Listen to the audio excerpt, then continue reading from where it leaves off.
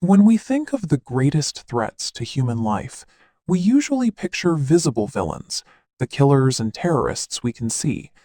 But the most effective architects of modern destruction inhabit these silent boardrooms. These organizations hold more geopolitical influence than most sovereign nations. They dictate international law, profit from global conflicts, and are woven into the very fabric of our daily survival. Today, we are opening the files on a specific class of enterprise. We are going to examine how these companies engineered human suffering into a highly efficient, highly profitable business model. Their capacity for mass destruction is legally sanctioned, fiercely protected, and completely normalized by the global economy. In the 1980s, the Union Carbide plant in Bhopal, India, sat adjacent to densely populated neighborhoods. The logo loomed over thousands of residents every day. On the night of December 2nd, 1984, years of neglected safety protocols and maintenance cuts finally collapsed.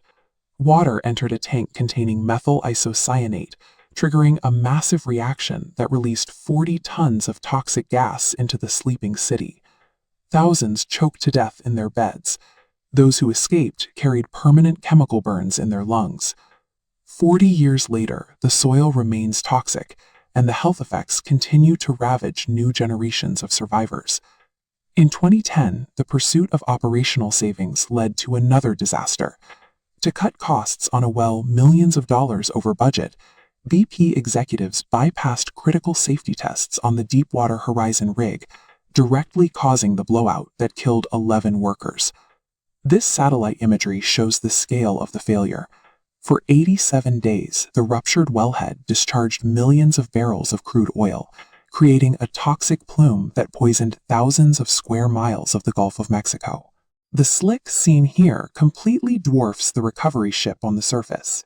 It decimated marine ecosystems, suffocated wildlife, and crushed the regional fishing and tourism economies that the local population relied on for survival. In both Bhopal and the Gulf, executives weighed the potential for disaster against the potential for profit. They treated the loss of human and environmental life as an acceptable operational risk. Corporations realized that controlling basic human necessities offered even greater leverage. Monsanto built its agricultural empire under a public facade of feeding the world through science. While promoting their glyphosate-based herbicides, internal communications suggested the company worked to suppress evidence that their products were toxic to human health and the long-term fertility of the soil. This sparked a massive public backlash as citizens realized that corporate lobbying had successfully influenced the very regulatory bodies designed to protect them. Nestle applied this same logic to the global water supply. From this headquarters, the company manages a strategy of acquiring the rights to natural springs in some of the most vulnerable regions on Earth. They pump millions of gallons of water from drought-stricken communities, bottle it in plastic, and sell it back to the public at a massive premium. By capturing agriculture and water tables, these entities have successfully transformed the fundamental pillars of biological survival into privately owned, monetized assets. The drive for profit eventually led to the privatization of warfare.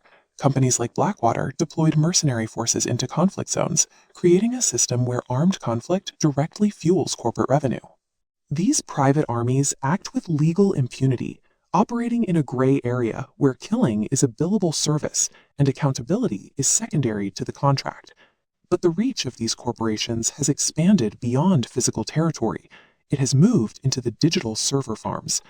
Operations like Cambridge Analytica, utilizing Meta's core infrastructure, built a business model on the mass, non-consensual harvesting of private user data. Every interaction was tracked and fractured into hundreds of categorized data points. Algorithms processed this data to create detailed psychological profiles. These profiles were weaponized with tailored misinformation. By feeding specific triggers into user feeds, they polarized society and influenced elections to maintain engagement. The industry has moved beyond selling products.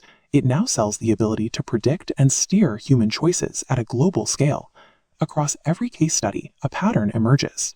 The mass casualties and psychological manipulation are the intended outcomes of the corporate business model. These entities use rebranding, intense lobbying, and minor financial penalties to evade criminal justice, allowing the cycle of exploitation to continue under new names. We are no longer talking about history. We are talking about the device in your hand, the water in your kitchen, and the data points you are generating at this very second. We consume these stories as distant nightmares, but every time we use their platforms or buy their products, we provide the revenue and attention that powers the entire machine. We are active participants in a system we cannot escape. ये है दुनिया की सबसे dangerous companies और हम इनके सबसे बड़े शिकार